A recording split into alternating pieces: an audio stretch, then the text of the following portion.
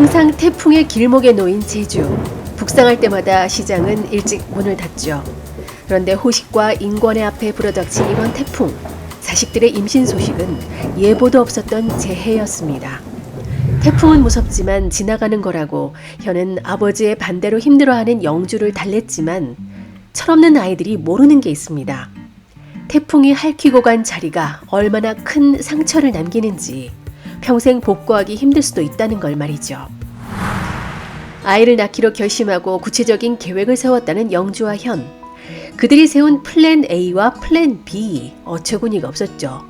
자신의 상태를 자세히 말하고 살 집과 아이를 부탁한다가 플랜 A. 아니, 부모한테 집 사달라고 당당히 말하는 게 플랜인가요? 일은 누가 하고 애는 누가 보라고. 호래비한테 아이를 키워달라고 하는 게 말이 되나요? 대안이라는 플랜 B.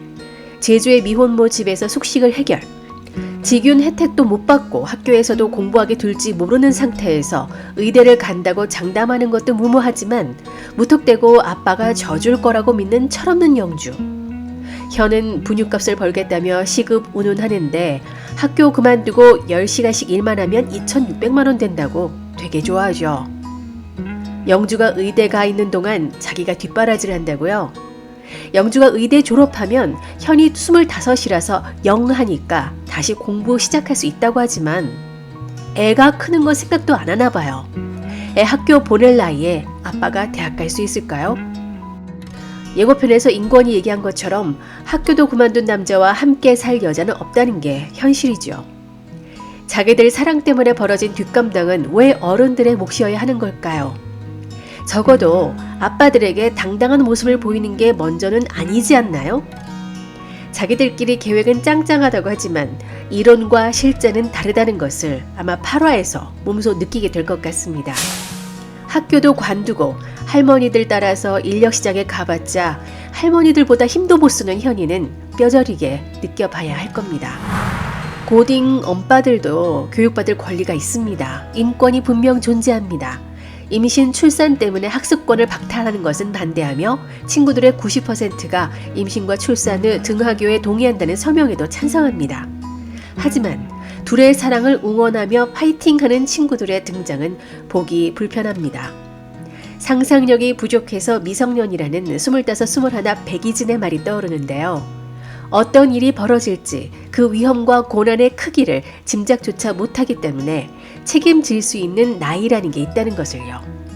생명을 잉태한 만삭의 선생님이 상담해주는 것도 자의적으로 느껴졌네요. 차라리 다른 선생님이 그들을 지지하면서 상담해줬다면 좋았겠다 싶습니다. 살아서 만나자며 각자 플랜 A를 실천할 때 아빠들의 반응을 예상했지만 생각보다 아빠들이 너무 불쌍했습니다. 특히 딸을 애지중지 키웠던 호식이는 모가지가 꺾인 선풍기처럼 무너져 내려서 차마 딸은 때리지 못하고 애꿎은 선풍기에 화풀이를 하죠. 그것도 모자라 썩어 문드러진 속을 어쩔 수 없어서 자신을 후려칠 수밖에 없었습니다. 우리 딸이 그럴 리 없다. 현이 덮쳤을 거라고 생각하고 싶었겠죠. 거기다 대고 우린 잘못 없다는 영주의 얘기가 아빠를 2번 죽이고 말았습니다. 절망을 한 호식은 무조건 임신 중단밖에 없다며 절대 딸에게 질 생각이 없습니다. 딸 가진 부모와 아들 가진 부모의 차이인가요? 절망보다는 분노하는 인권. 영주가 임신했다는 얘기를 듣자 자기 싫어하는 건 생각도 못하고 난년이라는 둥, 1등은 이제 현이라는 둥, 자기 자식만 생각하죠. 그러다 현이 자기 아이라고 하니까 사이다를 벌컥벌컥. 맞을 자세를 취하는 현이 사이다병을 쥐고 있는 건 언제 봤는지 내려놓으라고 하고 아들을 쥐잡듯이 잡죠. 아들이 무섭긴 했나 봐요. 아들 생일에 피임기구를 사준 것까진 잘했는지 모르지만 사용법까지는 제대로 못 가르친 모양입니다. 성질에 못 이겨 기모를 파손하며 난리 부르스를 주는데 옛날 폭력배의 성질이 나오는 듯 했죠. 인권은 호식에게 영주 좋은 병원 데려가라며 돈을 놓고 갑니다. 그게 호식의 아픔을 떠올리는 트리거가 됐습니다. 둘은 죽고 못 사는 친구여서 사돈하자고 약속까지 했지만 하나는 조폭, 하나는 노름꾼. 끼리끼리는 과학이라지만 그런 사돈 참 안 될 사돈이죠. 도박에 빠져서 아내는 도망가고 굶고 있는 딸 때문에 인권을 찾아간 호식. 돈 부탁을 했지만 인권은 어린 영주에게 거지처럼 돈 주세요 해보라며 돈을 쥐어줬죠. 앵벌이 하면서까지 돈 빌리고 싶냐고 호식에게 시원한 욕을 날리는데요.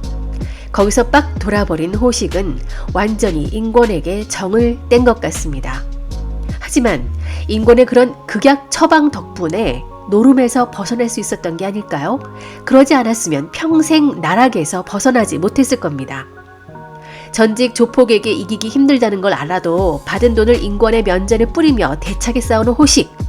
결국 둘은 철창으로 들어가는 모습입니다.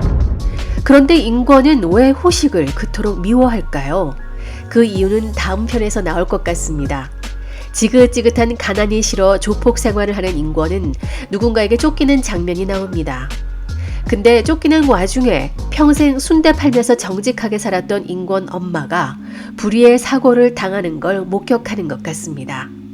절대 자식 부끄럽게 살지 말라 했던 엄마의 잔소리가 그제서야 와닿게 되었는데 먼저 정신 차렸던 호식이가 장례식장에서 인권의 상처에 소금을 뿌렸던 게 아닌가 싶네요. 그렇게 둘은 평생 원수로 지내왔지만 서로 왜 척을 지고 살았는지 모르다가 철창 안에서야 비로소 속내를 보여주며 해묵은 감정을 토해내지 않을까 싶네요. 풀려나도 이 두 아빠는 물러설 기세가 아닌 것 같죠. 호식은 현을 찾아가고 인권은 영주를 찾아가는데 서로의 자식에게 어떤 모진말을 할까 겁이 납니다. 그 와중에 바다에서 목숨을 잃을 뻔한 선아가 징검다리에서 영주를 만나 도와주는 모습이 나오는데요. 이 둘은 어떤 연결고리가 있는 걸까요? 뇌피셜을 가동해 보겠습니다. 선아가 무기력하게 살아올 수밖에 없었던 단초가 아직 나오지 않았지만 어릴 때 분명 선아를 심연에서 벗어나지 못하게 만든 어떤 일들이 지속적으로 있었고 아무것도 할 수 없었던 선아는 무기력하게 받아들이며 살아왔을 거라고 생각합니다. 잠시 동석의 회상에서 순식간에 지나갔던 장면에서 유추해 볼 때 강제로 아빠한테 보내졌던 어린 선아가 아빠조차 키우기 힘들어서 제주의 큰아버지 집에 더부살이 살았을 때 친족들에 의해 성적인 학대를 당하지 않았을까 생각합니다. 그러다 아이를 가져서 중단한 경험이 있다면 꿋꿋이 버티고 있는 영주를 보면서 출산을 도와주거나 반대로 현실을 깨우쳐주는 얘기를 해주지 않을까 싶네요. 한편으로는 영주 옆에 현이 든든하게 지켜주는 걸 부러워하면서 말이죠. 그런 선아를 그나마 챙겨줬던 게 동석인데 선아가 동석을 받아들이지 못하는 것은 자신의 과거를 다 알고 있는 동석을 보면 자꾸 그 시절 고통이 떠오르거나 수치심 때문이 아닐까 생각합니다. 동석이 그런 선아의 마음을 헤아려 줄 수 있다면 좋겠는데 말이죠. 인권과 호식은 해묵은 감정을 풀고 자식들의 이야기에 귀 기울여 줄 것인지 아니면 영주와 현이 한 발 물러날 것인지 다음 얘기가 궁금해집니다. 그리고 죽다 살아난 선아는 어떤 행보를 보일 것인지도요. 살아있는 우리 모두 행복하라. 주문을 넣는 우리들의 블루스 8화로 다시 돌아오겠습니다. 지금까지 윤작자였습니다. 구독, 좋아요, 공유 부탁드립니다.